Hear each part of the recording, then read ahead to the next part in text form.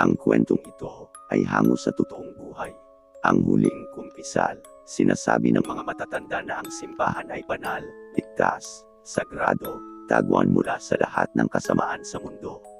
Pero gusto kong sabihin sa iyo ngayon, at pakinggan mo akong mabuti. Hindi lahat ng simbahan ay tahanan ng Diyos. Nangyari ito 3 buwan na ang nakalipas.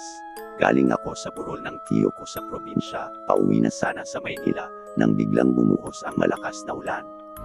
Hindi ko na halos makita ang daan.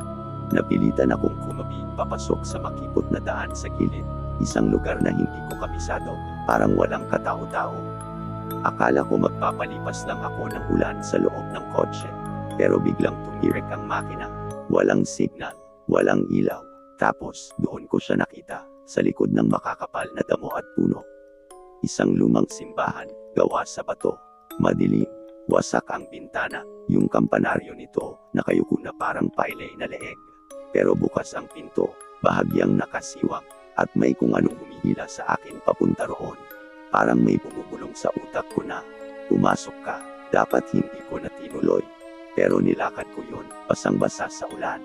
Pagpasok ko, amoy agad ang umalingasaw, lumang kahoy, amag, at may halong kakaiba. Parang kalawang, parang dugo, tahimik, mas tahimik pa sa libingan. Ang mga upuan, bako-bako at napupulong. Pero nandoon pa rin ang altar, natatakpan ng puting tela na kulay abo na sa dumi. Sa isang sulok ng simbahan, naroon ang kumpisalan, yung lumang uri, kahoy, na parang kabaong na tinayo. At doon ko narinig ito, isang bulog, hindi mula sa labas, hindi rin mula sa kabilang bahagi ng simbahan, kundi sa loob ng utak ko. Isang taos na tinig, mangumpisal ka, napako ako, nanigas. Pakiramdam ko, may malamig na kamay na humawak sa batok ko. Pero ang hangin sa paligid ay mainit na parang may humihina sa batok ko. Naglakad ako palapit sa kumpisalan. Hindi ko ginusto, pero parang may nagtutulak sa akin. Inangat ko ang kurtina, walang tao, pero umupo ako. Pagkaupo ko, biglang sumara ang pinto. Dilim, hindi ko makita ang kamay ko, pero ramdam kong may kasama ako sa loob. May humihinga, malalim, mabigat, basa, parang hayop na sugatan, at muling bamulong ang tinig sa mismong tenga ko. Marami kang kasalanan. Hindi ko siya nakikita, pero naramdaman ko ang ngipin na maikit sa tenga ko. Gusto kong sumigaw pero walang boses na lumalabas. Tapos, nagsimula siyang magsalita. Isa-isa, binanggit niya ang mga sekreto ko. Mga kasalanang hindi ko kailanman sinabi kahit kanino.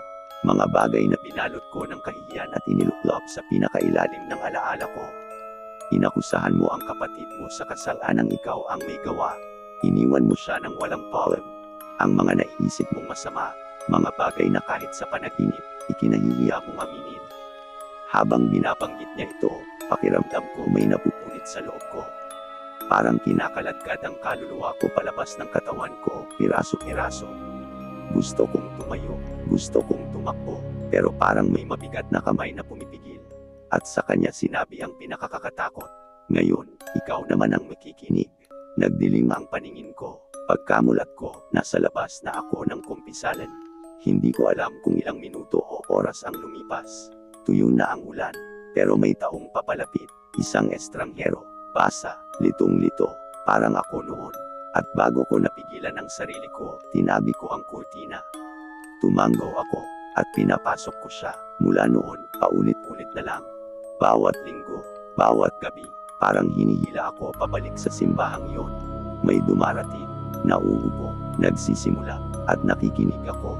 Ayokong makinig, ayokong malaman ang kasalanan ng iba, pero hindi ko kayang tumigil.